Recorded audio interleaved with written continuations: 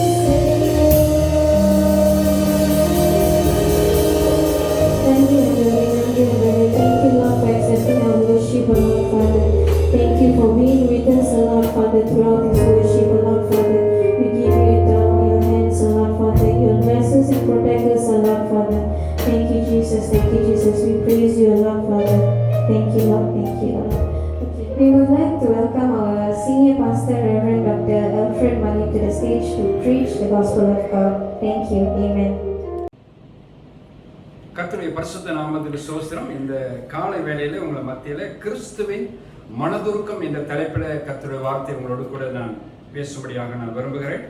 இதற்காக நான் எடுத்துக்கொண்ட வேத பகுதி மத்தேயு எழுதின சுவிசேஷம் 9ஆம் அதிகாரம் 36ஆம் வசனத்தை நான் வாசிக்க கேட்போம்.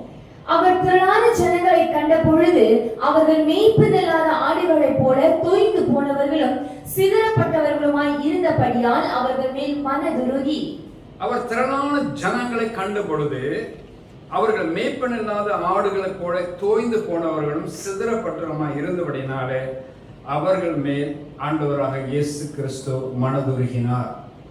இந்த மனதுருக்கத்தை குறித்து தான் இன்றைக்கு நாம் தியானிக்க போகிறோம். இந்த பிரசங்கத்தினுடைய மைய வார்த்தையாக ஒரு வேத வசனத்தை உங்களுக்கு நான் வாசிக்க விரும்புகிறேன். யாக்கோபு 5ஆம் அதிகாரம் 11ஆம் வசனத்தை நான் வாசிக்க கேட்போம். இதோ பொறுமையாய் இருக்கிறவர்களை பாக்கியவான்கள் என்கிறோமே, யோபின் பொறுமையை குறித்து கேள்விப்பட்டிருக்கிறீர்கள், கர்த்தருடைய செயலின் முடிவையும் கண்டிருக்கிறீர்கள். கர்த்தர் மிகுந்த உருக்கமும் இரக்கமும் உள்ளவராய் இருக்கிறாரே. கர்த்தர் மிகுந்த உருக்கமும் இரக்கமும் உள்ளவராய் இருக்கிறார். கர்த்தர் மிகுந்த உருக்கமும் இரக்கமும் உள்ளவராய் இருக்கிறார். பிரியமானவர்களே, இன்றைய நாளில் ஆண்டவருடைய கிறிஸ்துவனுடைய மனதுருக்கத்தை குறித்து நாம் தியானிக்கிறதுனால இந்த மனதுருக்கமானது எப்படி அவருடைய ஊழிய பாதையில அவருக்கு மிகவும் பிரயோஜனமாக காணப்பட்டது, இந்த மனதுருக்கம் எப்படி ஆண்டவருக்காக ஊழியம் செய்ய அவர்களுக்கு ஊக்கமும் ஆக்கமும் ஆண்டவருக்கு கொடுத்து அந்த சேவையை தேவனுக்காக அந்த துரிதமான ஒரு சேவையை செய்ய கர்த்தருக்கு எப்படி அந்த உற்சாகமும் பலனும் இருந்தது என்பதை குறித்து இன்னைக்கு உங்களோடு கூட நான் பேசும்படியாக நான் விரும்புகிறேன். இதை நான் உங்களோடு பகிர்ந்து கொள்கிற வேளையிலும் கூட தேவனுக்கு ஊழியம் செய்கிற ஊழியக்காரராக இருந்தாலும் சரி, நீங்கள் விசுவாசிகளாக இருந்தாலும் சரி, ஆண்டவருக்காக நல்லதொரு ஊழியத்தை செய்ய வேண்டும் என்று தீர்மானித்திருக்கிற நீங்கள் ஆண்டவராக இயேசு கிறிஸ்துவை போல மனதுருக்கம் உடையவர்களாக ஆண்டவருக்காக நல்லதொரு சேவையை செய்வீர்கள் என்றால் இப்பொழுது நாம் தியானிக்கிற அந்த வேத பகுதியை போல உங்களோட வாழ்க்கை மாறும் என்று நான் திட்டமாக நம்புகிறேன். இன்றைக்கு நான் 2 காரியத்தை உங்களுக்கு முன்வைத்து நான் பேசும்படியாக நான் விரும்புகிறேன். ஒன்றாவதாக, இயேசு கிறிஸ்துவானவர் யார் மீது மனதுருகினார் என்று நாம் தியானிக்க போகிறோம். இரண்டாவதாக, கிறிஸ்துவின் மனதுருக்கமானது எப்படி வெளிப்பட்டது என்று இந்த 2 காரியத்தை மாத்திரம் இந்த காலை வேளையிலே நாம் தியானிக்க போகிறோம். ஒன்றாவதாக, இயேசு கிறிஸ்து யார் மேல மனதுருகினார்? நீங்கள் மார்க்கும் சுவிசேஷம் 6ஆம் அதிகாரம் 34ஆம் வசனத்தை வாசிக்கும் பொழுது வாசிங்க. இயேசு கரையில் வந்து அநேக ஜனங்களை கண்டு அவர்கள் மேய்ப்பனில்லாத ஆடுகளைப் போல் இருந்தபடியால் அவர்கள் மேல் மனதுருகி அநேக காரியங்களை அவர்களுக்கு உபதேசிக்க தொடங்கினார். மேய்ப்பனற்ற ஆடுகளைப் போல மக்கள் இருந்தபடினால் என்று வாசிக்கிறோம். மேய்ப்பனற்ற ஆடுகளைப் போல மக்கள் இருந்தபடினாலே இந்த வசனம் இப்படி சொல்லப்படுகிறது. இயேசு அநேக ஜனங்களை கண்டு அவர்கள் மேய்ப்பனில்லாத ஆடுகளைப் போல இருந்தபடினால் அவர்கள் மேல் மனதுருகினார். அந்த மனதுருக்கம் அவருக்கு என்னத்தை வெளிப்படுத்தினது என்றால், அநேக காரியங்களை அவர்களுக்கு உபதேசிக்க தொடங்கினார். தேவாதி தேவனை குறித்து அநேக காரியங்களை அவர்களுக்கு உபதேசிக்க தொடங்கினார். வேத வார்த்தைகள் அவருடைய வாழ்க்கையை மாற்றக்கூடியதாக இருந்தபடினாலே அந்த வார்த்தைகளை அவர்களோடு பேசி இப்ப இருக்கிற சூழ்நிலையிலிருந்து அவருடைய நிலைமை மாற வேண்டும் என்று ஒரு உத்வேகத்தோடு கர்த்தருடைய வார்த்தை அவர்கள் மத்தியில் அவர் பேசினார் என்று நாம் இங்கு அறிகிறோம். இந்த உபதேசம் மக்களுடைய வாழ்க்கையை மாற்றக்கூடியதாக இருக்கிறது. நாம் ஒருவேளை ஆலோசனை சொல்லலாம். அந்த ஆலோசனை வேத வசனத்துக்கு மையமாக இருக்கும் என்றால் அந்த ஆலோசனை வேலை செய்யும். ஆனால் நீங்கள் ஆண்டவருடைய வசனத்தை மையமாக வைத்து நீங்கள் மக்களுக்கு பேசும் பொழுது அந்த வார்த்தை அது வல்லமையும் ஜீவனம் உள்ள வார்த்தையாக இருக்கிறதுனால அது மக்கள் மத்தியில் கடந்து போய் அது நிச்சயமாக கிரியை செய்யும். ஆண்டவராக இயேசுவானவரும் அப்படிதான் செய்தார். அவர் அநேக காரியங்களை அவர்களுக்கு உபதேசிக்க தொடங்கினார் என்று வேதத்தில் நாம் வாசிக்கிறோம். அவருடைய மனதுருக்கம் இவ்வனமாக வெளிப்பட்டதாக இங்கு நாம் வாசிக்கிறோம். தொடர்ந்து மார்க்குவின் சுவிசேஷம் 8ஆம் அதிகாரம் 2ஆம் வசனத்தை நம்ம வாசிக்க கேட்போம். மார்க்கு 8ஆம் அதிகாரம் 2வது வசனம். ஜனங்களுக்காக பரிதபிக்கிறேன், இவர்கள் இப்பொழுது என்னிடத்தில் தங்கி இருந்த 3 நாளாய் சாப்பிட ஒன்றுமில்லாதிருக்கிறார்கள். சாப்பிட ஒன்றுமில்லாதிருக்கிறார்கள். அதனால் அவர் ஜனங்கள் மேல அவர் பரிதபித்தார் என்று நாம் பார்க்கிறோம். இந்த பரிதபித்து தான் அவருடைய மனதுருக்கத்தை இங்கு வெளிப்படுத்துகிறதாக காணப்படுகிறதாக நாம் அறிகிறோம். பாருங்கள், நாம் எல்லாரும் 3 வேளையும் நன்றாக சாப்பிட்டு சந்தோஷமாக நாம் இருக்கிறோம். ஆனா ஒரு வேளை கூட சாப்பிட முடியாம சாப்பாடு இல்லாமல் இருக்கிற மக்கள் எத்தனை ஆயிரங்கள் இந்த பூமியில வாழ்ந்து கொண்டிருக்கிறார்கள். ஆக இந்த பகுதி நாம வாசிக்கிறது நிமித்தமா கர்த்தர் நம்மோடு என்ன இடப்படுகிறார் என்றால், சாப்பிட ஒன்றுமில்லாது இருக்கிறார்களே என்று சொல்லி அந்த 3 நாட்கள் அவரோடு இருந்த நாட்களில் ஏதோ கொஞ்சம் கொஞ்சம் சாப்பிட்டிருப்பார்கள். ஆனால் கொஞ்சம் பசி அவர்கள் இருந்திருக்கலாம். ஆனால் அதை கூட ஆண்டவர் சகித்து கொள்ளக்கூடாதபடிக்கு அவர்கள் சீசர்களை பார்த்து சொல்றாரு, இவர்கள் சாப்பிடுவதற்கு ஒன்றுமில்லாது இருக்கிறார்கள் என்று அவர்கள் மேலே அவர் பரிதாபம் கொண்டார் அல்லது மனதுருகினார் என்கிற வார்த்தையை நாம் பார்க்கிறோம். ஆக நம்ம நன்றாக சாப்பிட்டு திருப்தியா இருக்கிற மக்கள் உணவு இல்லாத மக்களுக்கு நாம் கொடுத்து நாம் உதவி செய்ய வேண்டும். அதற்கான ஆவணைகளை நம்ம ஏதாவது செய்யலாம். இந்த காரியத்தில் ஆண்டவர் ரொம்பவே பிரியமா இருக்கிறார். ஆகாரம் இல்லாத மக்கள் மேல ஆண்டவர் எவ்வளவு இரக்கம் கொடுக்கிறார் என்று இந்த வேத வாக்கியத்தை நாம் வாசிக்கிறோம். ஆக இந்த வகையில ஆண்டவர் மக்கள் மீது மனதுருக்கத்தை காட்டினார் என்று நாம் தெரிந்து கொள்ளலாம். அடுத்ததாக மத்தேயு 14ஆம் அதிகாரம் 14 வசனத்தை வாசிக்க கேட்போம். இயேசு வந்து திரளான ஜனங்களை கண்டு அவர்கள் மேல் மனதுருகி அவர்களில் வியாதியஸ்தர்களாய் இருந்தவர்களை சுஸ்தமாக்கினார். இயேசுவானவர் திரளான ஜனங்களை கண்டு அவர்கள் மேல மனதுருகினார். இந்த மனதுருக்கமே அநேகர் வியாதியா இருக்கிறதை கண்டு அவர்களை அணுகி அந்த வியாதியை நீக்கி அவர்களை சுஸ்தமாக்கினார் என்று நாம் இங்கு வாசிக்கிறோம்.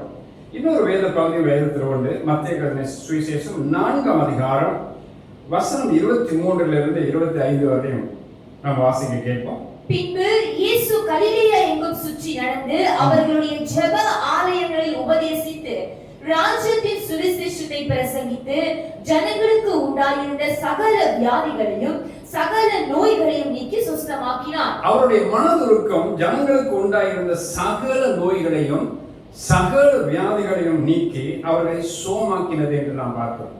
வாசிக்க முடியுங்க. அவருடைய கீர்த்தி சீரியா எங்கும் பிரசித்தமாயிற்று. அப்பொழுது பலவித வியாதிகளையும் வேதனைகளையும் அடைந்திருந்த சகல பிணியாளிகளையும் பிசாசு பிடித்தவர்களையும் சந்திர ரோகிகளையும் திமிர்வாதக்காரரையும் அவரிடத்தில் கொண்டு வந்தார்கள். அவர்களை சுஸ்தமாக்கினார். கலிலேயாவிலும் தெக்கப்போலியிலும் எருசலேமிலும் யூதேயாவிலும் யோர்தானுக்கு அப்புறத்திலும் இருந்து திரளான ஜனங்கள் வந்து அவருக்கு பின் சென்றார்கள். இங்க நம்ம வாசிக்கிற வேத பகுதி சகல வியாதிகள் சகல நோய்கள் அசுத்தாவின் வல்லமையினால் பாதிக்கப்பட்டவர்கள் எல்லாரையும் கர்த்தர் குணமாக்கினார், சுகம் கொடுத்தார் என்று வேத வாக்கியங்களை நாம் வாசிக்கிறோம். ஆக மக்களுக்கு சுகத்தையும் விடுதலையும் கொடுக்கிற இந்த காரியத்தில் ஆண்டவருடைய மனதுருக்கம் இங்கு காணப்படுகிறது என்று வேதாகமத்திலே நாம் அங்கு அறிகிறோம். ஆகவே நம்மை சூழ்ந்து இருக்கிற அநேக ஆயிரங்கள் உண்டு. நாம் இன்றைக்கு சுகத்தோடு பலத்தோடு இருக்கிறோம் அல்லவா? அநேக வியாதியோடும் கஷ்டத்தோடும் துன்பத்தோடு இருக்கிற மக்களை நாம் அணுகணும். இயேசு கிறிஸ்து அப்படித்தான் அணுகினார். அதே போல அவருடைய மனதுருக்கம் நம்மிடம் இருக்கும் பொழுது நாமும் அப்படிப்பட்ட மக்களை அணுகி அவர்களுக்கு வேண்டிய சுகத்தையும் விடுதலையும் நாம் கொடுக்க வேண்டும். அப்பொழுதுதான் அவர்கள் இயேசுவானவர் யார் என்னார் என்று அவர்கள் அறிந்து கொள்வார்கள். தொடர்ந்து மத்தேயு 20ஆம் அதிகாரம் 34 வசனத்தை வாசிக்க கேட்டோம். இயேசு மனதுருகி அவர்கள் கண்களை தொட்டார். உடனே அவர்கள் பார்வை அடைந்து அவருக்கு பின் சென்றார்கள். இங்க மத்தேயு 20ஆம் அதிகாரம் 34 வசனத்தில் நாம் வாசிக்கிறோம். இயேசுவானவர் மனதுருகி குருடருடைய கண்களை தொட்டு அவர்களை சுஸ்தமாக்கினார். அப்ப குருடருடைய கண்கள் ஆண்டவராக இயேசு கிறிஸ்துவினால் தொட்டபடினாலே அவர்கள் குணமாக்கப்பட்டு நன்றாக பார்வை அடைந்தவர்களாக அவர்கள் தரிசித்தார்கள். எனக்கு அன்பான தெய்வ ஜனங்களே, நாம் இருக்கிற வட்டாரத்திலே நாம் இருக்கிற பகுதிகளில் எத்தனையோ மக்கள் கண்கள் இருந்தும் ஆண்டவரை காண முடியாத நிலையில் அநேக ஆயிரங்கள் உண்டு. இங்கு கண் தெரியாத குருடனை நான் பார்க்கிறோம். கண் இருந்தும் கூட ஆண்டவரை காண முடியாத மக்கள் இருக்கிறார்கள். நாம் அவர்களுக்கு சுவிசேஷத்தை நாம் அறிவிக்கணும். அதே நேரத்தில் இப்படிப்பட்ட வியாதியஸ்தர்களை நீங்கள் காணும் பொழுது அவர்களுக்கு ஆண்டவராகிய தேவனுடைய அன்பை சொல்லி அவர்களை தேவனிடத்தில் நடத்த வேண்டியது அவசியமாக இருக்கிறது. இந்த துரிதமான காரியத்தை நம்ம எல்லாரும் செய்து அநேகருக்கு விடுதலையும் சுகத்தையும் நாம் பெற்றுத்தர வேண்டும். ஆண்டவராக இயேசு கிறிஸ்துனுடைய மனதுருக்கம் நம்மிலும் இருக்கும் என்றால் நாமும் இந்த காரியத்தை கண்டிப்பாக செய்யும். தொடர்ந்து மார்க்கின் சுவிசேஷத்தை நாம் எடுத்துக்கொள்வோம். மார்க் 9ஆம் அதிகாரம் வசனம் 22 முதல் 25 முடிய நம்ம வாசிப்போம். இவனை கொல்லும்படிக்கு அது அநேக தரம் தீயிலும் தண்ணீரிலும் தள்ளிற்று. நீர் ஏதாகிலும் செய்யக்கூடுமானால் எங்கள் மேல் மனதிறங்கி எங்களுக்கு உதவி செய்ய வேண்டும் என்றான். இயேசு அவனை நோக்கி, நீ விசுவாசிக்க கூடுமானால் ஆகும், விசுவாசிக்கிறவனுக்கு எல்லாம் கூடும் என்றார். உடனே பிள்ளையின் தகப்பன், விசுவாசிக்கிறேன் ஆண்டவரே, என் அவிசுவாசம் நீங்கும்படி உதவி செய்யும் என்று கண்ணீரோடு சத்தமிட்டு சொன்னான். அப்பொழுது ஜனங்கள் கூட்டமாய் ஓடி வருகிறதை இயேசு கண்டு அந்த அசுத்த ஆவியை நோக்கி, ஊமையும் செவிடுமான ஆவியே, இவனை விட்டு புறப்பட்டு போ, இனி இவனுக்குள் போகாதே என்று நான் உனக்கு கட்டளையிடுகிறேன் என்று அதை அதட்டினார். இந்த வேத பகுதியை மத்தேயு எழுதின சுவிசேஷம் 9ஆம் அதிகாரம் 14ஆம் வசனம் தொடங்கி 27ஆம் வசனம் வரை வாசிக்கும் பொழுது இதனுடைய நீளமான இதனுடைய சம்பவத்தை நாம் குறிப்பாக நாம் வழங்கிக் கொள்ளலாம். ஆயினும் கூட 22ஆம் வசனத்திலிருந்து ஒரு பகுதியை நான் உங்களோட பேச விரும்புகிறேன். தீயிலும் தண்ணீரிலும் தள்ளுகிற ஒரு அசுத்த ஆவி. இது அநேக தடவை அந்த சிறு பையனை கொல்லுவதற்கு வகை தேடிற்று. இந்த தகப்பனார் எங்கெங்கயோ போயிட்டு எப்படியெல்லாம் இந்த வியாதியிலிருந்து இந்த நிலையிலிருந்து அவனை விடுதலை பெற்று கொடுக்கலாம் என்று சொல்லி அவர் அநேக இடத்துல முயற்சி செய்திருக்க கூடும். அப்படி அவர் முயற்சி செய்த இடத்துல ஒன்றுதான் இயேசுவின் இடத்துல அவர் வருகிறார். ஆனா அந்த இடத்துல இயேசு அங்க இல்லை, அவருடைய சீசர்கள் மாத்திரம்தான் இருந்தார்கள். ஆகவே சீசர்கள் எவ்வளவோ முயற்சி செய்தும் அந்த அசுத்த ஆவி அவர்களால் விரட்டக்கூடாமல் இருந்தது. அந்த நேரத்தில் இயேசு கிறிஸ்து வருகிறார். என் சீசர் இடத்துல என்னத்தை வினவி கொண்டிருக்கிறீங்க என்று கேட்கிறார்.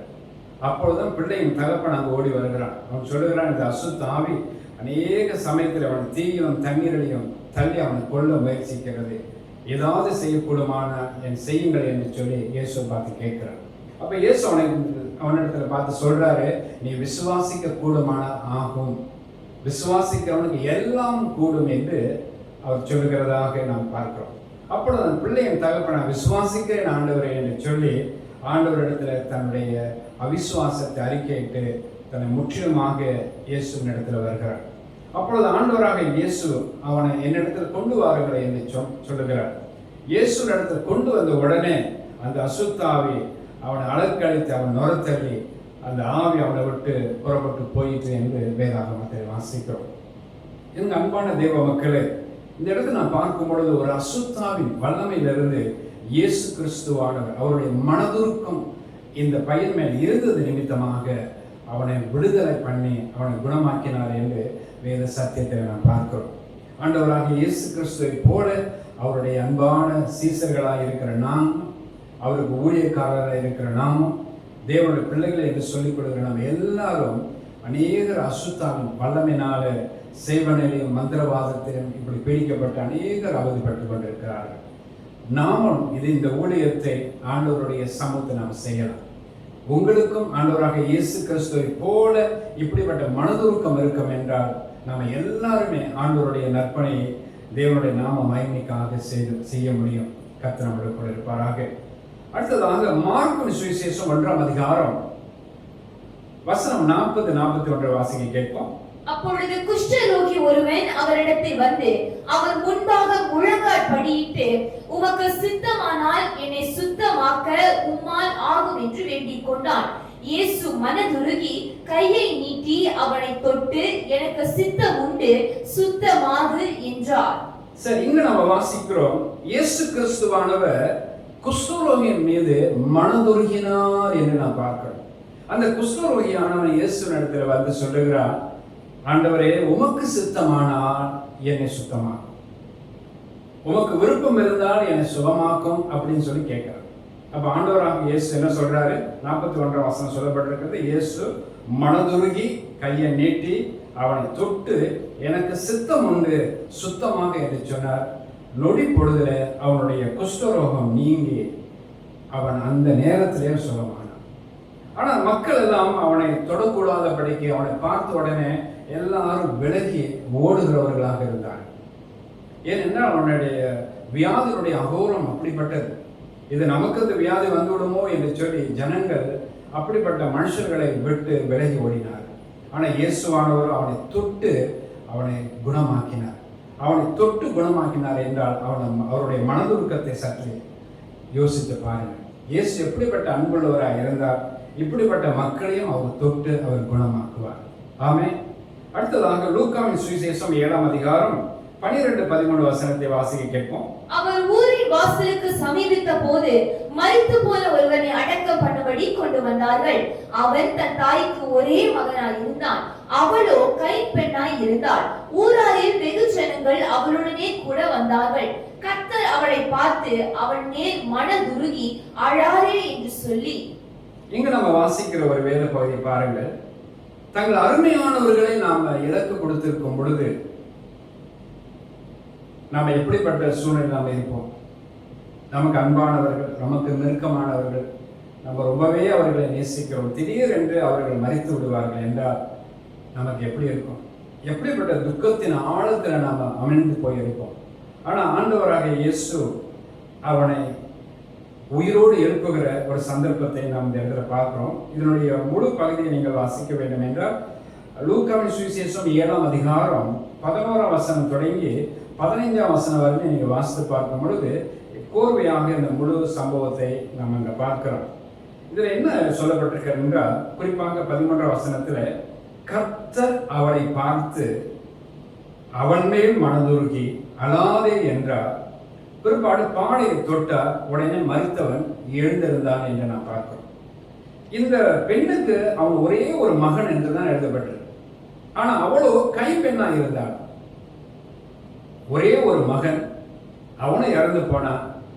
இந்த சூழ்நிலை இவள் கைம்பெண்ணா இருக்கிறாள். இவளுக்கு யார் ஆதரவு? ரொம்பவே துக்கமான ஒரு நிலைமையில அவளுடைய வாழ்நாள் அவளை கழிக்க வேண்டும். ஆக அதையெல்லாம் அவளை நினைத்து அவள் ஜீரணிக்க முடியாதபடிக்கு மிகுந்த துக்கத்தில் அவள் காணப்படுகிறார். இந்த நேரத்தில் தான் ஆண்டவராகிய இயேசு கிறிஸ்து அந்த ஊர் உள்ளுக்கு அவர் உள்ள நுழைவதற்கு போகிறார். அந்த பாடை அவர் தூக்கி கொண்டு அந்த ஊருக்கு எல்லைக்கு வருகிறார். அங்குதான் ஆண்டவர் அவர்களை சந்திக்கிறார்.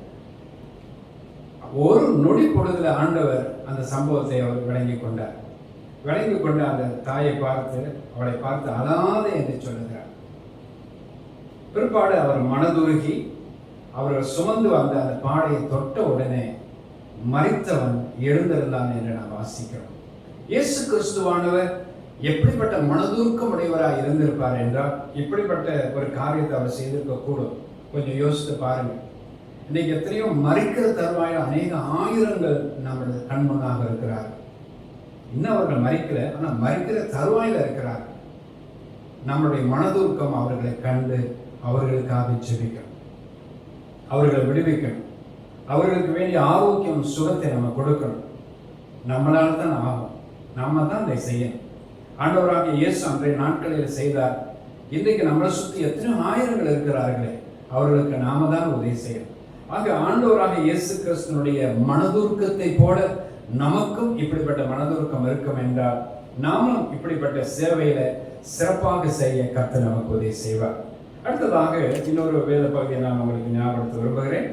லூக்காவின் சுவிசேஷம் 15ஆம் அதிகாரம் வசனம் 20 வாசிப்போம். எழுந்து புறப்பட்டு தன் தகப்பனிடத்தில் வந்தான். அவன் தூரத்தில் வரும்போதே அவனுடைய தகப்பன் அவனை கண்டு மனதுருகி ஓடி அவன் கழுத்தை கட்டி கொண்டு அவனை முத்தம் செய்தான். இங்கு நாம் பார்க்கிறோம், அதாவது ஒரு இளைய குமாரனை குறித்து இந்த இடத்தில் எழுதப்பட்டிருக்கு. தகப்பனுக்கு 2 பிள்ளைகள் இருந்தார்கள். மூத்தவன் தகப்பனோடு இருந்தான், இளையவன் தகப்பனை விட்டு பிரிந்து போய்விட்டான். இவனை குறித்து தான் நம்ம எழுதப்பட்டிருக்கிறது. இந்த அதிகாரத்தினுடைய முதல் 2 வசனத்தை வாசிப்போம். 1ஆம் வசனம் 2ஆம் வசனம். சகல ஆயக்காரரும் பாவிகளும் அவருடைய வசனங்களை கேட்கும்படி அவரிடத்தில் வந்து சேர்ந்தார்கள். அப்பொழுது பரிசேயரும் வேதபாரகரும் முறுமுறுத்து, இவர் பாவிகளை ஏற்றுக்கொண்டு அவர்களோடு சாப்பிடுகிறார் என்றார்கள். இங்கு நம்ம வாசிக்கிற ஒரு வேத பகுதி என்ன? இந்த மகனும் பாவியான ஒரு பையனை போல அவன் திரும்பி வந்திருக்கிறான். இங்கு 1-2 வசனத்தில் நான் பார்க்கிற மக்களும் பாவியான ஒரு கூட்ட மக்களையும் அங்க இருக்கிறதையும் நாம் காண்கிறோம். ஆனா ஆண்டவராகிய இயேசு கிறிஸ்துவினுடைய மனதுருக்கமானது பாவிகள் மேலே அவர் மனம் உருகுகிறவராகவும் இறங்குகிறவராகவும் காணப்படுகிறார். அவருடைய பாவ காரியங்களை அவர் வெறுத்தாலும் பாவிகள் மேல் அவர் நேசம் கொண்டு ஐயோ இந்த பாவிகள் மனம் திரும்ப வேண்டுமே என்று சொல்லி அவர்கள் மேல மனதுருகிறவராக ஆண்டவராக இயேசு கிறிஸ்து இந்த இடத்துல காணப்படுகிறார். எனக்கு அன்பான தேவ மக்களே, நம்மளை சுற்றி எத்தனையோ ஆயிரங்கள் உண்டு அல்லவா? எவ்வளோ பேர் இருக்கிறாங்க பாவிகள், அக்கிரமக்காரர்கள். ஒருவேளை அவர்களை நாம் காணும் பொழுது அவர்களை விட்டு நம்ம விலகி போகலாம். அவர்களோடு நாம் சேரக்கூடாது என்று நம்முடைய பெற்றோர்களும் கூட நமக்கு ஆலோசனை சொல்லுவார்கள். அவர்கள் தீய குணம் உடையவர்கள், அவங்களோட சேராதீங்க, அவங்களோட பழகாதீங்கன்னு கூட சொல்லலாம். ஆனா ஆண்டவராக இயேசு கிறிஸ்து அவங்களுடைய துன்மார்க்கமான கிரியைகளை அவர் வெறுக்கிறார். ஆனா அதே நேரத்துல அந்த பாவியான மனுஷன் மேல அன்பு கூர்ந்து இவனும் ரட்சிக்கப்படணுமே, இந்த அக்கிரமக்காரனும் ரட்சிக்கப்படணுமே, இந்த பாவியம் மனம் திரும்ப வேண்டும் என்று சொல்லி ஆண்டவர் அவர்கள் மேல மனதுருகிறவராக காணப்படுகிறார். இன்றைக்கு நாம திரள் கூட்டமான மக்களை நாம் காணும் பொழுது, இப்படிப்பட்ட பாவிகள் அக்கிரமக்காரர்களை நாம் காணும் பொழுது நம்மளுடைய மனநிலை எப்படி காணப்படுகிறது கொஞ்சம் யோசித்து பாருங்க. இயேசு கிறிஸ்துவை போல இப்படிப்பட்ட பாவியான மனுஷர்கள் மேல நாம் மனதுருகிறோமா? அவங்களுக்கு ஏதாவது செய்யணும் அப்படிங்கிற ஒரு உத்வேகம் நமக்குள்ள இருக்கிறதா? இவரெல்லாம் நீங்கள் ஆலோசித்து பார்த்து நன்மையான காரியத்தை கர்த்தருக்காக நீங்கள் செய்யும் பொழுது ஆண்டவருடைய மனதுருக்கத்தை நாமும் பெற்றிருக்கிறோம், நாமும் இந்த ஊழியத்தை செய்வோம் என்று ஆண்டவர் நம்ம மேல ரொம்ப சந்தோஷப்படுவார். எனக்கு அன்பான தேவ ஜனங்களே, இயேசுவை போல நாம ஊழியம் செய்வதற்கு நம்மளை ஒப்பு கொடுக்கணும். அநேக வசனங்களை நாம் பார்த்தோம். இயேசு கிறிஸ்துனுடைய மனதுருக்கம் எப்படிப்பட்டது என்று சொல்லி அநேக வசனத்தின் ஆதாரங்கள் மூலமாக அவருடைய மனதுருக்கத்தினுடைய நிலையை நாம் புரிந்து கொண்டோம். இன்றைக்கு அவரோட ஊழியம் மத்தேயு, மார்க்கு, லூக்கா, யோவான் போன்ற சுவிசேஷங்கள்ல ரொம்பவே பிரபலமாக இருந்ததுக்கு என்ன காரணம்? திரள்கூட்டமான மக்கள் எப்பொழுதும் அவர் பின்னாலே வந்து கொண்டிருந்ததுக்கு என்ன காரணம் என்று நீங்க பார்த்தீங்கன்னா, அவர் மனதுருகி மக்களை தொட்டு அவர்களை குணமாக்கினார். மனதுருகி தேவனை குறித்தான ஆழ்ந்த சத்தியங்களை அவர்களுக்கு உபதேசித்தார், அவர்களுக்கு பிரசங்கித்தார், அவர்களோடு சம்பாசித்தார் என்றெல்லாம் வேத புஸ்தகத்தை நாம் வாசிக்க முடிகிறது. ஆகவே இப்படிப்பட்ட மனதுருக்கம் நமக்கு இருக்கும் என்றால் நீங்க நல்ல ஒரு சிறந்த ஊழியராக உருவாக கர்த்தர் உங்களை ஆண்டு நடத்துவார். கர்த்தர் உங்களோட கூட இருப்பாராக. இப்ப இரண்டாவது காரியத்தை நாம் தியானிக்க போகிறோம். கிறிஸ்துவின் மனதுருக்கமானது எப்படி வெளிப்பட்டது, வெளிப்பட்ட விதம் என்ன என்பதை குறித்து நாம் ஆராய்வோம். லூக்காவின் சுவிசேஷம் 10ஆம் அதிகாரம் 33ஆம் வசனம் தொடங்கி 36ஆம் வசனம் வரை நாம் வாசிக்க கேட்போம். பின்பு சமாரியன் ஒருவன் பிரயாணமாய் வருகையில் அவனை கண்டு மனதுருகி கிட்ட வந்து அவனுடைய காயங்களில் எண்ணெயையும் திராட்சரசமும் வார்த்து காயங்களை கட்டி அவனை தன் சுய வாகனத்தின் மேல் ஏற்றி சத்திரத்திற்கு கொண்டு போய் அவனை பராமரித்தான். மறுநாளிலே தான் புறப்படும் போது 2 பணத்தை எடுத்து சத்திரத்தான் கையில் கொடுத்து, நீ இவனை விசாரித்துக் கொள், அதிகமாய் ஏதாகிலும் இவனுக்காக செலவழித்தால் நான் திரும்பி வரும்போது அதை உனக்கு தருவேன் என்றார். இங்கு நாம வாசிக்கிற வேத பகுதியை பாருங்கள். இயேசு கிறிஸ்துவினுடைய மனதுருக்கம் எப்படி வெளிப்பட்டது, வெளிப்பட்ட விதங்கள் என்ன என்று நீ பார்த்தீங்கன்னா, அவருடைய நற்கிரியின் மூலமாக, குறைவுகளை நிறைவாக்குவதன் மூலமாக, மக்களை சந்தோஷப்படுத்துறது மூலமாக, அவர்கள் மேல மனதுருகி அவர்களுக்கு சேவை செய்யறது வழியாக அவருடைய மனதுருக்கம் வெளிப்பட்டதாக இங்கு நாம் பார்க்கிறோம். இங்கு நீங்கள் வேத பகுதி 34ஆம் வசனத்தை நாம் வாசித்து பார்க்கும் பொழுது, காயங்களில் அவர் எண்ணெய் பூசி திராட்சை ரசம் வார்த்து காயம் கட்டி அவருடைய சுய வாகனத்தில் ஏற்றி சத்திரத்தில் கொண்டு போயிட்டு அவனை வைத்து பராமரித்தார் என்று நாங்கள் வாசிக்கிறோம். ஆனா அதற்கு முன்னாக வந்தவர்கள் எல்லாம் அவர்கள் பக்கமாக விலகி போனார்கள். ஆனா ஆண்டவராக இயேசு கிறிஸ்து நல்ல சமாரியனாக இன்றைக்கு நம்முடைய கண்முன் காணப்படுகிறார். இந்த நல்ல சமாரியனை போல உதவி செய்கிற ஒரு எண்ணம் அவருக்குள்ள இருக்கிறது, உதவி செய்கிற பண்பு அவருக்குள்ள இருக்கிறது. இந்த உதவி செய்கிற எண்ணமும் பண்பும் எப்படி அவருக்குள்ள வந்தது என்றால், அவருக்குள்ள ஏற்கனவே மனதுருக்கம் இருக்கிறது. எனக்கு அன்பான மக்களே, உங்களுக்குள்ளும் இப்படிப்பட்ட மனதுருக்கம் ஆண்டவராக இயேசு கிறிஸ்துவை போல இருக்கும் என்றால், நீங்களும் ஒரு நல்ல சமாரியனா இருந்து நீங்க வாழ்கிற வட்டார மக்களுக்கு எவ்வளவோ செய்யலாமே. நீங்க அவ்வளவு செய்யக்கூடிய அளவுல உங்களுக்கு அந்த திறன் இருக்கும். காரணம் என்னன்னாக்கா, இந்த மனதுருக்கம் அந்த திறனை உங்களுக்கு கொண்டு வரும்.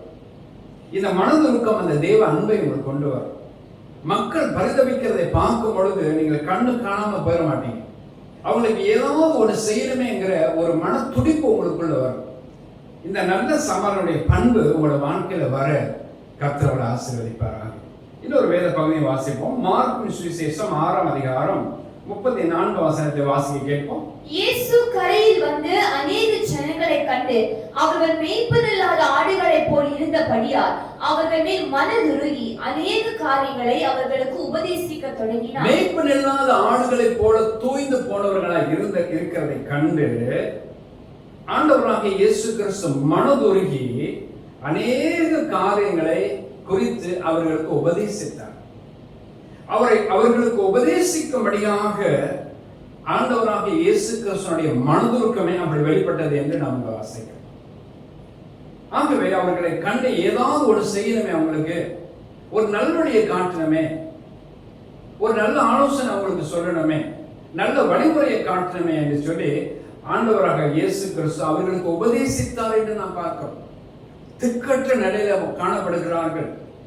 மேய்ப்பினராத ஆடுகளை போல சிதறப்பட்டவர்களாக காணப்படுகிறார்கள்.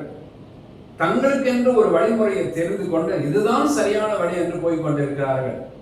ஆக மனிதனுக்கு செம்மையாக தோன்றுகிற வழிகள் உண்டு. ஆனால் அதனுடைய முடிவு மரண வழியாயிற்று.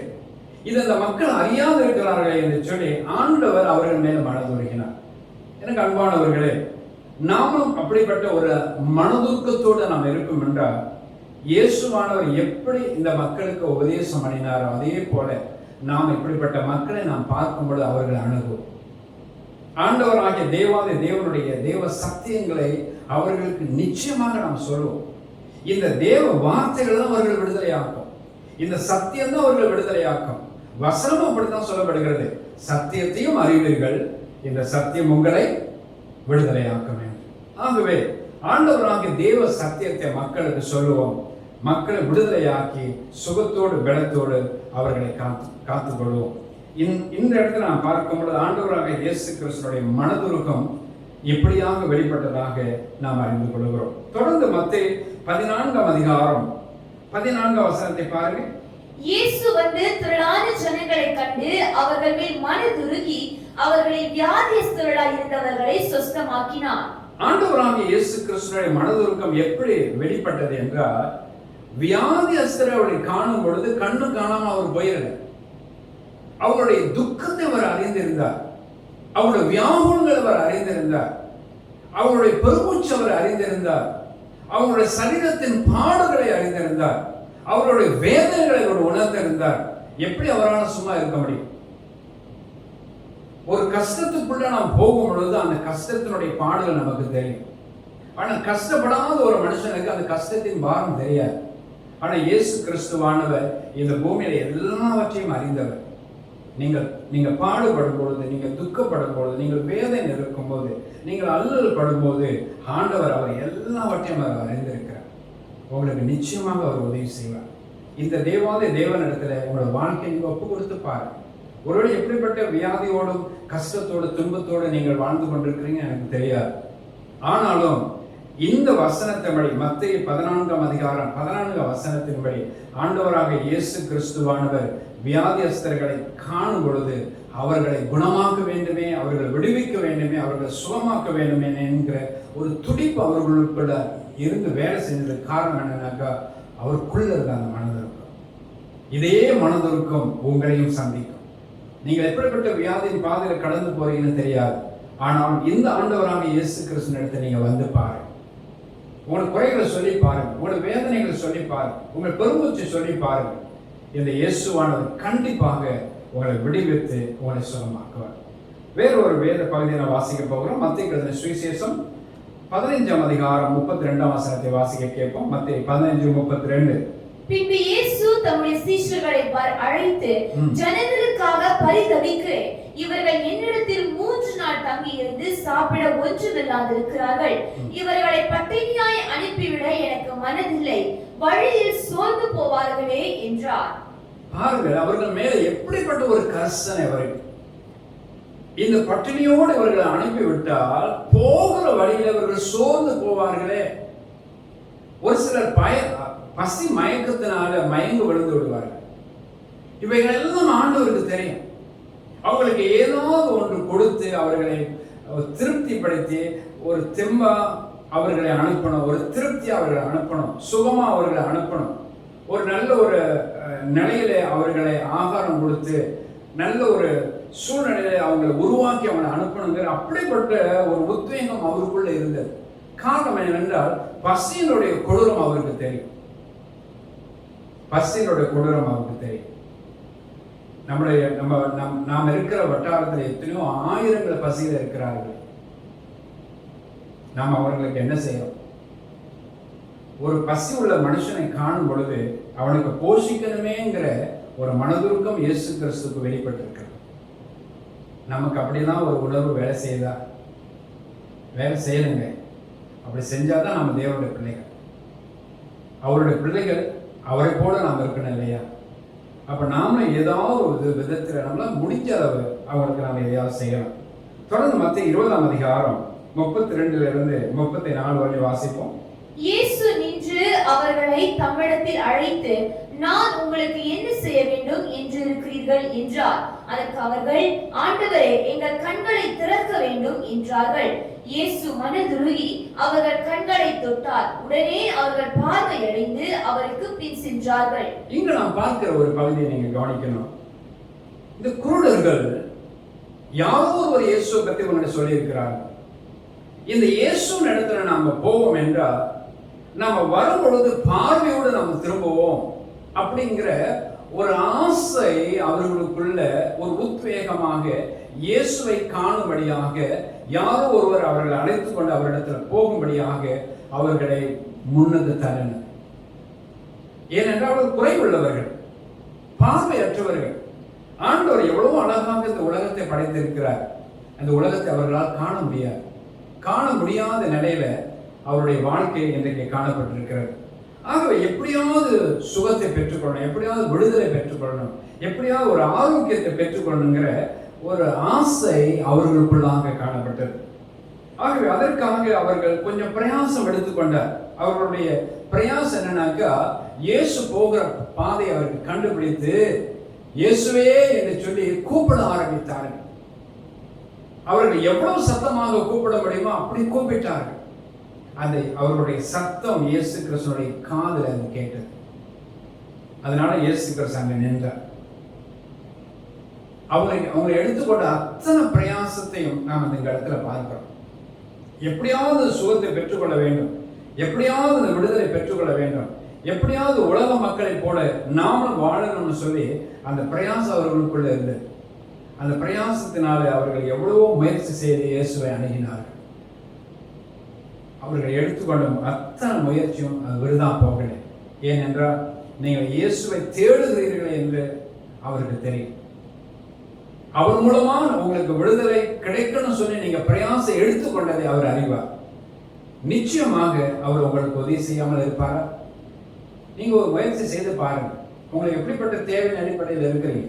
இந்த குருடனை போல நீங்கள் அவரை தேடி எப்படியாவது ஒரு விடுதலை பெற்றுக்கொள்ள நீங்க பிரயாசம் எடுக்கலாமே. அப்படிப்பட்ட ஒரு பிரயாசம் நீங்க எடுப்பீர்கள் என்றால் இந்த குருடனுக்கு ஆண்டவர் அவர்கள் கூக்குரலை கேட்டு நின்று அவர்கள் கண்களை தொட்டு அவர்கள் கண்ணை திறந்து அவர்களுக்கு சுகத்தை கொடுத்தார். எனக்கு அன்பான மக்களே, உங்களுக்கும் அப்படிப்பட்ட சுகம், உங்களுக்கும் அப்படிப்பட்ட ஒரு விடுதலை வேண்டும் என்றால் இந்த இயேசுநாதர் இடத்துல அணுகினது போல, இந்த குருடர்கள் அணுகினது போல நாமளும் அணுகுவோம் என்றால் நாமளும் ஒரு பெரிதான விடுதலை பெற்றுக்கொள்ளலாமே. கர்த்தர் நிச்சயமாக உங்களுக்கு உதவி செய்வார். தொடர்ந்து மார்க் 5ஆம் அதிகாரம் 8-9 வசனத்தை நாம் வாசிக்க கேட்போம். ஏனெனில் அவர் அவனை நோக்கி, அசுத்த ஆவியே, இந்த மனுஷனை விட்டு புறப்பட்டு போ என்று சொல்லி இருந்தார். அப்பொழுது அவர் அவனை நோக்கி, உன் பேர் என்னவென்று கேட்டார். அதற்கு அவர், நாங்கள் அநேகராய் இருக்கிறபடியால் என் பேர் இலேகியோன் என்று சொல்லி. இங்கு ஒரு மனுஷனை பார்க்கிறோம். அவன் இடுகாட்டு, அதாவது சுடுகாடு என்று சொல்லுவார்கள், சவங்களம் புதைக்க வேண்டிய இடங்கள், அந்த இடத்துல போய் கிடக்கிறான். உடவே ரொம்ப அகோரமான ஒரு சூழ்நிலை. பார்க்கத்தக்க நிலையில் அவன் சரீரம் இல்லை. ஆனா அவனுக்குள்ள அநேக ஆவிகள் அவனை ஆளுகை செய்து கொண்டிருக்கிறது. இந்த நேரத்தில் அவன் இயேசு அந்த வழியா வருகிறதை அவன் பார்த்து விட்டான். அப்படி என்றால் அவனுக்குள்ள இருக்கிற அந்த ஆவிகள் பார்த்து விட்டான். அவனை நோக்கி அந்த ஆவிகள் ஓடுகிறது. இயேசு கிறிஸ்து அந்த ஆவியை பார்த்து விரட்டுகிறார். பொல்லாத அசுத்த ஆவியை இவனை விட்டு போ என்று சொல்லுகிறார். அந்த நேரத்தில் அந்த ஆவிகள் சொல்வது, நாங்கள் அநேகமாக இருக்கிறோம், அநேக ஆயிரங்கள் ஒரு மனுஷனுக்குள்ள இருக்க முடியும். அப்படிப்பட்ட ஆவிகள் அவனை பாதிக்கிறது. ஆனால் அந்த ஆவியை ஆண்டவராக இயேசு கிறிஸ்து விரட்டுகிறார். அவன் சரீரத்தில் இருக்க அத்தனை ஆவி அவனை விட்டு புறப்படுகிறார். அவன் பூரண சுகமடைகிறான் என்று வேதாகமத்தை வாசிக்கிறோம்.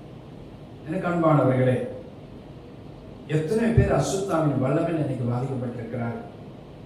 எத்தனை பேர் மந்திரவாதத்தில், எத்தனை பேர் செய்வனையில், எத்தனை பேர் அசுத்தாவின் ஆக்கிரமத்தில் இன்னைக்கு அநேகர் அவதிப்பட்டு கொண்டிருக்கிறார். இந்த இயேசு கிறிஸ்துவனுடைய மனதுருக்கம் வெளிப்பட்டது போல நமக்கும் அந்த வெளிப்பாடு இருக்கும் என்றார், நமக்கும் அப்படிப்பட்ட மனதுருக்கம் வெளிப்படும் என்றால் நம்மை சுற்றி இருக்கிற மக்களுக்கு நம்ம விடுதலை கொடுக்கலாமே. இந்த இயேசு கிறிஸ்துவனுடைய வல்லமை இன்னைக்கு நாம் தரித்துக் கொண்டிருக்கோம். இந்த வல்லமை நமக்குள்ள இருந்து கிரியை செய்யும். ஆண்டவராக இயேசு கிறிஸ்து எப்படி அசுத்தாவின் வல்லமைகளை விரட்டி அவர்களுக்கு சுகம் கொடுத்தாரோ அதே போல நாமும் சுகம் கொடுக்க முடியும். காரணம் என்னவென்றால் இயேசு கிறிஸ்து சொல்றாரு, என்னை யாராவது விசுவாசிப்பான் என்றார், நான் செய்கிற காரியத்தை அவன் தானும் செய்வான், இவைகளை பார்த்தால் பெரிய காரியத்தையும் செய்வான்னு சொல்லியிருக்கிறார்.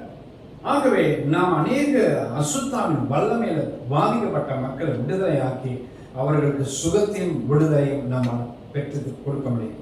ஆமென், ஹல்லேலூயா. ஆகவே நம்மளை கொண்டு கர்த்தர் அநேக அற்புதங்களை செய்ய அவர் எதிர்பார்த்து காத்திருக்கிறார். நமக்கு வேண்டியதெல்லாம் அவரை போல நமக்கு அந்த மனதுருக்கம் காணப்பட வேண்டும். ஆமென். தொடர்ந்து மார்க் 1ஆம் அதிகாரம் 41ஆம் வசனத்தை வாசிப்போம். இயேசு மனதுருகி கையை நீட்டி அவரை தொட்டு, எனக்கு சுத்தம் உண்டு, சுத்தமாகு என்றார். இங்க நாம அந்த குஷ்டரோகியை ஆண்டவர் எப்படி தொட்டார், எப்படி அவனை குணமாக்கினார், தொடும்படியாக அவருடைய மனதுருகம் எப்படி வெளிப்பட்டது என்பதை நாம் பார்க்கிறோம். அவருடைய வேதனையை அவர் அறிந்திருக்கிறார். இந்த பெரும்பாலும் இந்த குஷ்டரோகம் உள்ளவர்களுடைய சரீரம் பார்த்தீங்கன்னா நம்ம பார்க்கத்தக்க நிலையில் அவங்க ரூபம் இருக்காது. நம்முடைய விரல்கள் நன்றாக இருக்கிறது, அவங்க விரல்கள் நல்லா இருக்காது. அதெல்லாம் பாதி அப்படியே உடஞ்சி போன மாதிரி இருக்கும். அவங்க உடம்புலாம் பார்த்தீங்கன்னா எல்லாம் புண்ணா இருக்கும். அந்த புண்ணுல இருந்து அப்படியே சீல் வடிந்து கொண்டு இருக்கும், ரத்தம் வடிந்து கொண்டு இருக்கும். அங்கங்க பார்க்கிற எல்லா அங்க மெய்ந்து கொண்டு இருக்கலாம், ஈக்கெல்லாம் அவன் மேல வந்து மெச்சு கொண்டு இருக்கும். அவன் எவ்வளவு கஷ்டப்பட்டு கொண்டிருப்பான். கொஞ்சம் யோசித்து பாருங்க. அவன் சரீரெல்லாம் அப்படியே வீங்கி போனது போல காணப்படும். அந்த நிலையில் அவன் எவ்வளவு வேதனையா இருப்பான். அவனோட வேதனையை ஆண்டவர் அறிந்தார், அவனோட துக்கத்தை அவர் அறிந்தார். இதுல இருந்து அவனுக்கு விடுதலை கொடுக்கணும் அப்படிங்கிற ஒரு ஆசை அவருக்குள்ள இருந்தது. ஆகவேதான் ஆண்டவராக இயேசு கிறிஸ்து தாமாகவே அவர் போய் அவனை தொடுறார், தொட்டு அவனை குணமாக்குறார். இப்படிப்பட்ட ஒரு மனதுருக்கம் நமக்குள்ள இருக்கும் என்றால் நாமளும் இது அருவருப்பான காரியம் என்று விலகி போகாம ஆண்டவருடைய அன்பு நிமித்தமாகவும் அவர் நமக்குள்ள வைத்திருக்கிற மனதுருக்கத்தின் நிமித்தமாகவும் அப்படிப்பட்டவர்களுக்கு நாம் சுகத்தையும் விடுதலையும் நிச்சயமாக நாம் கொடுக்கும். இந்த விடுதலை அவர் சுகத்தையும் அவர்கள் நிச்சயம் பெற்றுக் கொள்வார். தேவ சந்தோஷம் அடைவார், மகிழ்ச்சி அடைவார். இதனுடைய ஆண்டவருடைய திருநாமம் மகிமைப்படும். எனக்கு அன்பானவர்களே, நாம் இப்படிப்பட்ட பணியில இறங்கணும்னு சொல்லி தான் ஆண்டவர் விரும்புகிறார். அவரை போல நாம் ஊழியம் செய்யணும்னு விரும்புகிறார். அதுக்கு நம்ம தேவை இந்த மனதுருக்கம். நீங்களும் ஆண்டவராக தேவனிடத்தை நீங்க அணுகி பாருங்க, அவரிடத்தில் கிட்டி சேர்ந்து பாருங்க. உங்களுடைய மனதுருக்கத்தை எனக்கு தாங்க ஆண்டவரே கேளுங்க. அவர் நிச்சயமா இந்த மனதுருக்கத்தை உங்களுக்கு கொடுத்து அநேக ஆயிரங்களை தொடும்படியாகும், அவர்களை குணமாக்கும்படியாகும். உங்களுக்குள்ள இருந்து தேவ வல்லமை புறப்பட்டு அவர்களை குணமாக்கும். இறுதியாக ஒரு பகுதியை நான் சொல்லி நான் முடிக்க விரும்புகிறேன். லூக்காவின் சுவிசேஷம் 7ஆம் அதிகாரம் 48-50 இந்த 2 வசனத்தை வாசிக்க கேட்போம். அவரை நோக்கி, உன் பாவங்கள் மன்னிக்கப்பட்டது என்றார். அவர் ஸ்திரியை நோக்கி, உன் விசுவாசம் உன்னை ரட்சித்தது, சமாதானத்தோட போ என்றார். இங்க பார்க்கிறோம், பாவியாகிய எஸ்தரியை ஆண்டவராகிய இயேசுநாதர் ஏற்றுக்கொண்டது மாத்திரமல்ல, அவருடைய பாவத்தை மன்னித்து அவருடைய சமாதானத்தோடு அனுப்பிவிட்டதாக நமக்கு பார்க்கிறோம். இவள் பாவியான ஸ்திரீ என்று 2 வசனங்களை குறிப்பாக நாம் பார்க்கிறோம். லூக்கா 7ஆம் அதிகாரம் 37ஆம் வசனத்திலையும் 39ஆம் வசனத்திலையும் அவளை குறித்து எழுதப்பட்டிருக்கிறது. வாசிப்போம். அப்பொழுது அந்த ஊரில் இருந்த பாவியாகிய ஒரு ஸ்திரீ அவர் பரிசேயின் வீட்டிலே பந்தி இருக்கிறதை அறிந்து ஒரு பரணியில் பரிமள தைலம் கொண்டு வந்து அவரை அழைத்த பரிசேயன் அதை கண்ட போது, இவர் தீர்க்கதரிசியாயிருந்தால் தம்மை தொடுகிற ஸ்திரீ இன்னாள் என்றும் இப்படிப்பட்டவள் என்றும் அறிந்திருப்பார், இவள் பாவியாய் இருக்கிறாளே என்று தனக்குள்ளே சொல்லிக் கொண்டான். 37ஆம் வசனத்திலையும் இவள் பாவியாகிய ஸ்திரீ என்று நாம் பார்க்கிறோம். 39ஆம் வசனத்துல அந்த வீட்டுக்காரர் அந்த பெண்ணை பார்த்து, இவள் பாவியாக ஸ்திரீயாக இருக்கிறாளே, இந்த பெண்ணானவள் இயேசுநாதரை தொடுகிறாரே, இவர் உண்மையிலே தீர்க்கதரிசியா இருந்தா இது அவர் அறிஞ்சிருப்பாரே அப்படின்னு சொல்லி தன் மனதுக்குள்ளேயே இவைகளெல்லாம் நினைத்து கொண்டிருக்கிறார். ஆனா ஆண்டவராக இயேசுநாதர் அவனுடைய மனதிலுடைய எண்ணங்களை அறிந்து அவனுக்கு புத்திமதி ஆலோசனை சொல்லுகிறதாக வேதாகமத்திலே நாம் இங்கு வாசிக்கிறோம். எனக்கு அன்பானவர்களே, ஆண்டவராக இயேசு கிறிஸ்துவானவர் அவருடைய மனதுருக்கமானது பாவியாக ஸ்திரியை அந்த பெண்ணை ஏற்றுக்கொண்டது மாத்திரமல்ல, அவளுடைய பாவத்தை மன்னித்தது மாத்திரமல்ல, அவளுடைய சமாதானத்தோடு போகும்படியாக ஆண்டவராக இயேசுவானவர் அவளை அனுப்பிவிட்டதாக நாம் பார்க்கிறோம். எனக்கு அன்பானவர்களே, இந்த நாளில் நிறைய காரியங்களை உங்களோடு கூட நான் பேசியிருக்கிறேன். இயேசு கிறிஸ்துவானவர் அவருடைய மனதுருக்கம், இயேசு கிறிஸ்து யார் மேல் மனதுருகினார் என்றும் அவருடைய மனதுருக்கம் எப்படியாக வெளிப்பட்டது என்று 2 முக்கிய காரியங்களை உங்களோடு கூட நான் பேசியிருக்கிறேன். இந்த 2ஆம் பகுதியில் நான் பேசும்போது அவருடைய மனதுருக்கம் எப்படியெல்லாம் வெளிப்பட்டது என்று நாம் வேத வசனத்தின் ஆதாரத்திலே நாம் தெரிந்து கொள்ளணும். இந்த அடிப்படையில் உங்களுடைய வாழ்க்கை ஆண்டவர் இடத்துல இருக்கும்படியாக ஒப்புக்கொள்ளும். குறிப்பாக இந்த மனதுருக்கத்துக்கே இருங்க. நீங்கள் ஆண்டவருக்கு ஊழியம் செய்றீங்களா? ஒரு நல்ல விசுவாசியா இருக்கிறீங்களா? நீங்க நிச்சயமா இந்த மனதுருக்கம் உங்களுக்கு இருந்தால்தான் ஊழியத்தை திறம்பட செய்ய முடியும். இயேசுவை போல நீங்க ஊழியம் செய்யலாம். இயேசுவின் இடத்துல எப்படி மக்கள் திரளாக ஓடி வந்தார்களோ அதே போல உங்கள் ஊழியத்தில் அநேகர் வருவார்கள், அநேகர் சபையில் அங்கமாவார்கள், அநேக புதிய ஆத்துமாக்கள் வருவார்கள் திருச்சபைக்குள்ளாக. நீங்கள் உங்களுடைய திருச்சபை வளரும், உங்கள் திருச்சபை பெருகும். காரணம் என்னவென்றால் உங்களுக்கு இருக்கிற இந்த மனதுருக்கம் அநேகரை விடுதலையாக்கும், அநேகரை சுகமாக்கும். இயேசு கிறிஸ்துவினுடைய மனதுருக்கம் எப்படி அநேகரை விடுதலையாக்கி, அநேக சுகமாக்கி, அநேக கட்டுகளில் இருந்த மக்களை காப்பாற்றினதோ அதே போல உங்களுடைய மனதுருக்கம், நீங்கள் ஆண்டவராக இயேசு கிறிஸ்து மூலமாக பெற்றுக் கொடுக்கிற இந்த மனதுருக்கம் அப்படியே அநேகரை விடுதலையாக்கும். ஆகவே இந்த வேத பகுதியை நாம் அறிந்து கொண்ட நீங்கள், தெய்வமே இப்படிப்பட்ட மனதுருக்கம் எனக்கு வேணும் அப்பா. கிறிஸ்துவானவர் எப்படி அவர் மனதுருக்கம் காணப்பட்டதோ அதே போல அவர் மனதுருக்கம் எப்படியெல்லாம் வெளிப்பட்டதோ அது அவனமாக எனக்கு அந்த மனதுருக்கம் வேணும். எனக்கும் இயேசுவானவர் வெளிப்பட்ட மனதுருக்கத்தை போல என்னிடத்திலும் அப்படிப்பட்ட மனதுருக்கம் வெளிப்படணும். ஐயா, என்னை ஆசீர்வதிங்க ஆண்டவரே, என்னை பலப்படுத்துங்க அப்பா, என் ஊழியத்தை ஆசீர்வதிங்க, என் வாழ்க்கையை ஆசீர்வதிங்க அப்படிலாம் ஆண்டவரிடத்துல கேட்டுப்பாரு. நிச்சயமாக இந்த தெய்வம் உங்களை ஆசீர்வதிப்பார். நீங்கள் ஆண்டவராக இயேசுவை போல நல்லது ஒரு வாழ்க்கை வாழவும், நல்லது ஒரு ஊழியம் செய்வோம். அந்த ஊழியத்தினால் ஆண்டவர் சந்தோஷப்படவும், அந்த சந்தோஷத்தினால் அநேக ரட்சிக்கப்படாத மக்கள் கிறிஸ்துவனிடத்தில் வந்து சேரவும் கர்த்தர் நிச்சயமா அருள் செய்வார். இந்த வார்த்தை கேட்டு உங்களை கர்த்தர் மெய்யாக ஆசீர்வதிக்கும்படியாக நான் ஜெபிக்க போகிறேன். கர்த்தர் உங்களுக்கு கொடுப்பாராக. நல்ல தெய்வமே, இயேசுவின் நாமத்தினால இப்பொழுதும் ஆண்டவரே உங்களுடைய வேத வார்த்தை கேட்ட அந்த மக்களை உங்களுடைய உன்னதமான பாதத்தில் ஒப்புக்கொடுத்து ஜெபிக்கிறேன். எங்கள் ஆண்டவரும் இரட்சகரும் மீட்பரும் தேவனும் நாங்கள் நம்பியிருக்கிறோமான நல்ல கர்த்தர் எங்களை மத்தியில் நல்லவராகவே இருந்து இதுகாரும் எங்களை வழிநடத்தி பலப்படுத்தி எங்களை ஆசீர்வதித்து வருகிற தெய்வம், உங்களுடைய மனதுருக்கத்தின் வழியாக கர்த்தர் எங்களை சந்திப்பீராக. உங்களுடைய மனதுருக்கம் எங்களை பிடித்துக் கொள்ளட்டும் ஆண்டவர், எங்களை கவ்விக்கொள்ளட்டும் அப்பா. ஆண்டவரே, இந்த மனதுருக்கம் ஆண்டவருடைய ஊழியத்தை திறம்பட செய்ய, உம்மை போல நாங்களும் ஊழியம் செய்ய கர்த்தர் எங்களை நீர் ஆசீர்வதிப்பீராக. உம்முடைய மகிமையின் ரத்தத்தினால எங்களை மூடி மறைத்துக் கொள்ளுங்கப்பா. உம்முடைய உருக்கமுள்ள தேவ இரக்கம் எங்கள் மேல காணப்படட்டும். உம்முடைய அன்பான மனதுருக்கம் எங்களிடத்துல வரட்டும் அப்பா. அப்படி எங்களை ஆசீர்வதிங்க. கர்த்தருடைய வார்த்தை கேட்கிற ஒவ்வொரு மக்களையும் அப்படியே உங்களுடைய தேவ சமூகத்தில் ஒப்பு கொடுக்கிறோம் அப்பா. அவர்கள் மனதுருக்கம் உடையவராக, அநேக ஆயிரங்களுக்கு உதவி ஒத்தாசை செய்கிற மக்களாக கர்த்தர் இவர்களை மாற்றுவீராக. உங்களுடைய திருநாமம் மகிமைப்படட்டும். இயேசு கிறிஸ்துவினுடைய பரிசுத்த தேவ நாமத்திற்கு ஜெபிக்கிறோம் எங்கள் நல்ல பிதாவே. ஆமென், ஆமென், ஆமென். God bless you. கர்த்தர் உங்களை ஆசீர்வதிப்பார்.